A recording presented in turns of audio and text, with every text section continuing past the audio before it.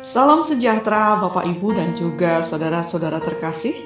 Tema renungan kita pada hari ini, ketaatan Yusuf dalam Matius 2 ayat 13 sampai 14.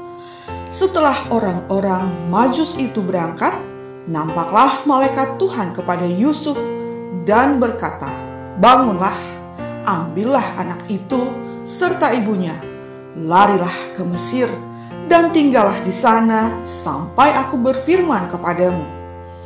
Karena Herodes akan mencari anak itu untuk membunuh dia." Maka Yusuf pun bangunlah, diambilnya anak itu serta ibunya malam itu juga, lalu menyingkir ke Mesir. Hari itu Mirna tengah sibuk mengerjakan laporan tahunan yang menjadi tanggung jawab pekerjaannya.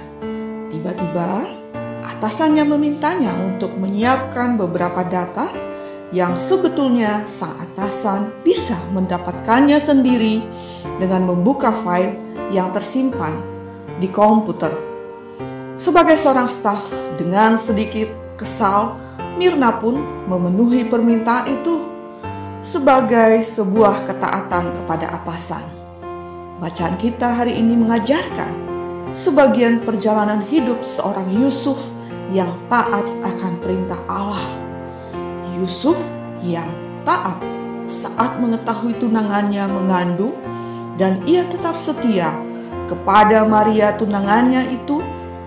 Yusuf yang taat ketika Allah memerintahkan pergi ke Mesir membawa serta anak istrinya untuk menyelamatkan bayi kudus dari ancaman Raja Herodes, hingga taat akan perintah Allah agar ia kembali ke tanah Israel.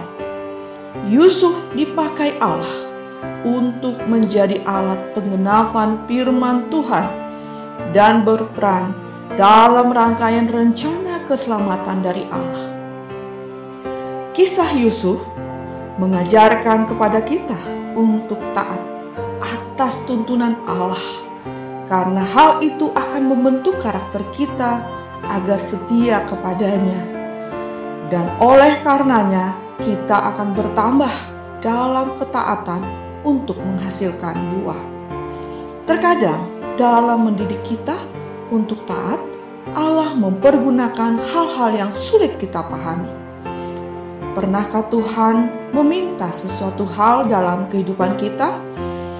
Mungkin apa yang Tuhan perintahkan itu bukanlah hal yang sulit, tetapi seringkali justru kita yang menunda-nunda dengan berbagai alasan. Ingatlah, godaan iblis selalu bisa memberikan alasan yang kuat supaya kita menunda perintah Tuhan dan kita menjadi tidak taat. Misalnya, dalam hal melayani Tuhan, ketika masih muda, beralasan masih sibuk dengan pendidikan untuk bekal masa depan. Ketika sudah bekerja, beralasan sibuk bekerja karena tuntutan pekerjaan yang tinggi.